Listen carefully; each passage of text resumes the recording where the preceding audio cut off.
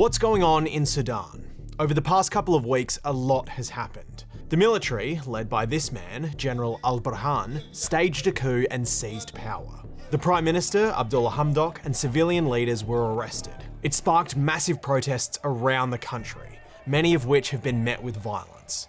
So far, dozens of protesters have been killed and hundreds more have been injured.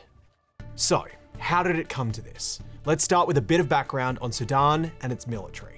Sudan first gained independence in 1956. For about 2 years, it enjoyed a brief spell of democracy before spending 52 of the next 60 years under military control.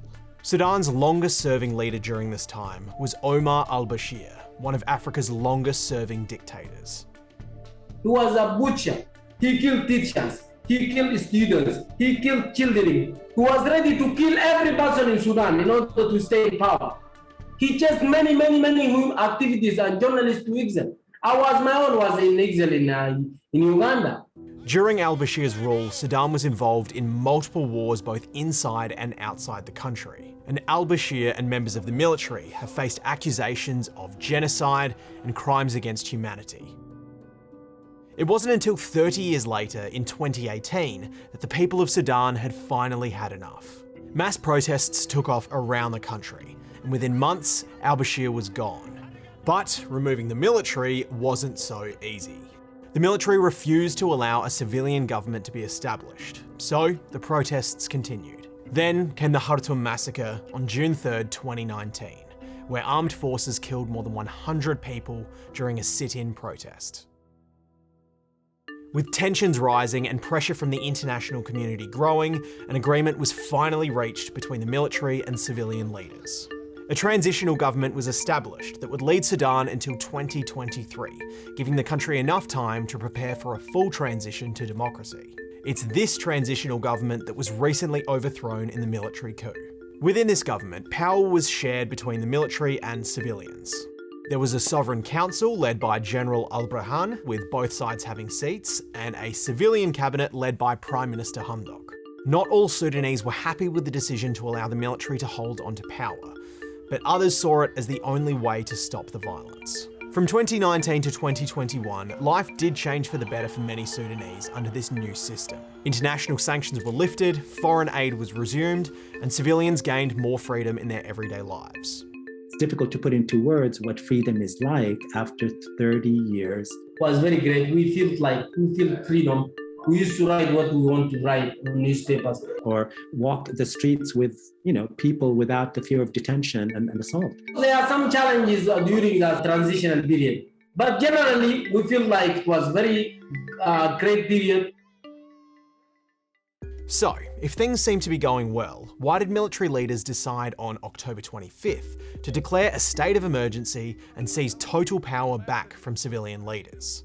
According to the general, the military was forced to step in to stop the country from sliding into civil war. نحن لم نقم بانقلاب. هذا الذي تم ليس بانقلاب وإنما هو تصحيح. The general also had this to say about why they arrested the Prime Minister. نحن رئيس الوزراء وضعناه حماية لنفسه، تأمين له فقط، ما وضعناه لأي سبب من الأسباب. But not everyone's been convinced by the military's reasoning. For one thing, General al-Burhan's time in charge of the Sovereign Council was about to run out. We can see that clearly because when the American envoy goes a day before October 25th and says you need to hand over power to a civilian government, Burhan wages the coup the next day.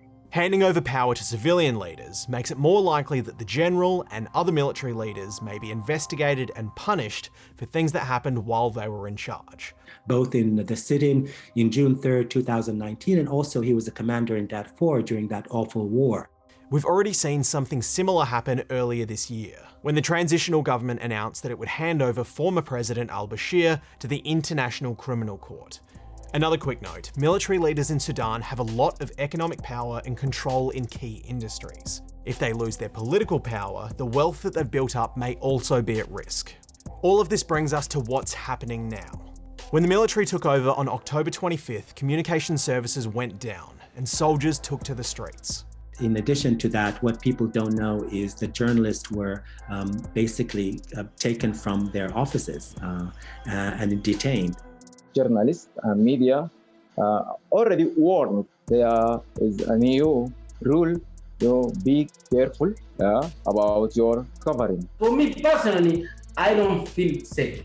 As a journalist, we don't feel safe. For example, we had a journalist who shot by the security forces while covering our protest. Since then, protests against the coup have been met with violence by armed forces, with reports of live rounds of ammunition and tear gas being fired at protesters. Young teenagers were killed during the protest. في الصدر ضربة قاتلة يعني مثلا تمام ما في زول غيرهم كان شايل سلاح ولا بيضرب. أنا والله واقف على زلط المعونة في واحد من هناك بزي عسكري بضرب بالكلاشنكوف.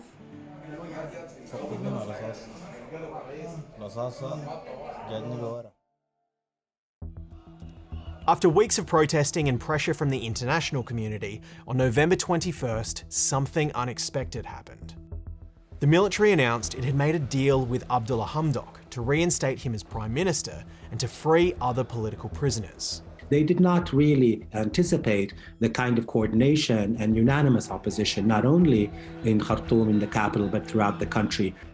To many, especially those outside of Sudan, it looked like a win for the protesters and a sign that the situation was resolving.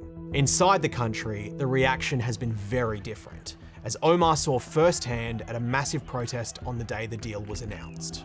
Immediately, I heard and I saw and thousands of people immediately rejected. The Prime Minister says he agreed to the deal to stop the bloodshed. نحن دارين نحقن دماء السودانيين. أنا عارف شبابنا عندهم القدرة. But Hamdok's willingness to even sign a deal with the military was seen by some as a betrayal. عودته وجلوسه مع القتلة خان الثورة وخان الثوار. A few smaller parties did agree to the deal, but the reaction has been overwhelmingly negative. Everyone else in Sudan, the entire civilian bloc, all the political parties, all the civil society groups, the grassroots organizations, the unions, and the Sudanese professional associations have all come out in writing condemning this agreement. The general has been criticised for weakening the power that civilian leaders had before the coup, and for threatening Sudan's plans to achieve democracy in 2023. He's upended the partnership, which was fragile and delicate to begin with, and essentially set up an institution in which he will be able to appoint anyone he likes and make sure that the economic and political interest of the military, his segment of the military leadership, is protected. While several civilian leaders have been released since the deal was announced, many journalists, protesters, and important figures are still in custody.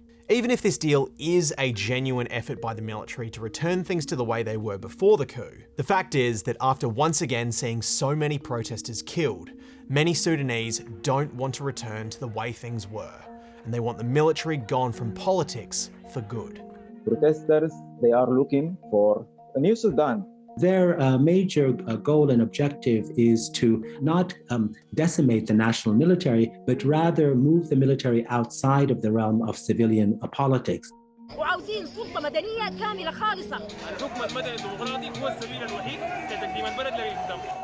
So, what happens next?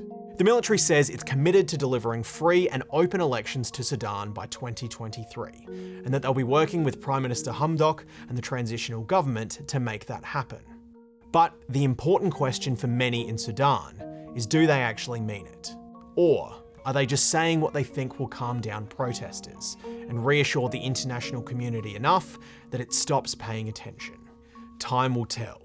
But in the meantime, the military says it isn't going anywhere. And protesters say they don't want to wait until 2023.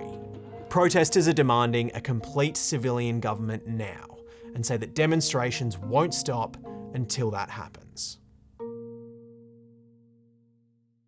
Thanks for watching. If you want to see more explainers like this, make sure to subscribe to our channel and check out the International Politics playlist on our homepage.